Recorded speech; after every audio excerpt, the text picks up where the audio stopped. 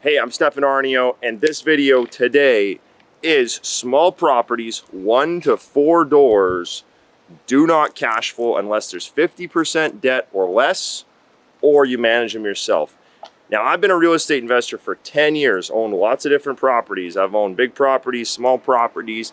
I've owned multi-unit properties, all sorts of different things. And one thing I've found is that when you have a small property, 1, 2, 3, 4 units, little residential properties, the kinds they teach you, to buy, like the rich dad, poor dad, hey man, go buy a 2-unit property, go buy a 3-unit property, go buy a 4-unit property. It can cash flow if there's 50% debt or less. So what that means is, let's say you have a fourplex. Let's say it's worth $400,000. That thing can only support about $200,000 of debt to afford management. And that's the big thing. There's no economy of scale with the 1-unit, 2-unit, 3-unit, 4-unit properties.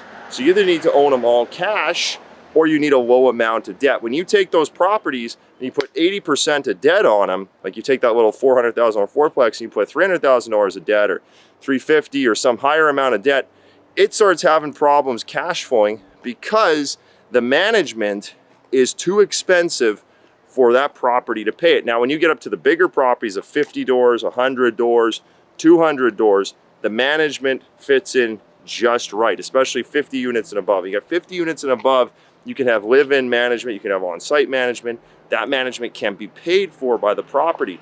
But when you got these small units, you either have to manage them yourself, which, hey man, I don't like being a property manager. It's not my thing.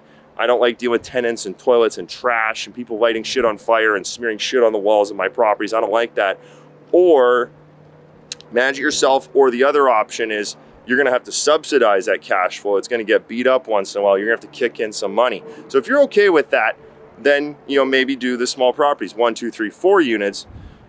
But if you wanna make some real cash flow, you're better off to save up or to get up to the 50 units plus or the bigger multi-units. You get to the bigger multi-units and now you got the scale that can afford management. So small properties, 1, 2, 3, 4 units, typically don't cash flow unless you got 50% debt or less, or you manage it yourself.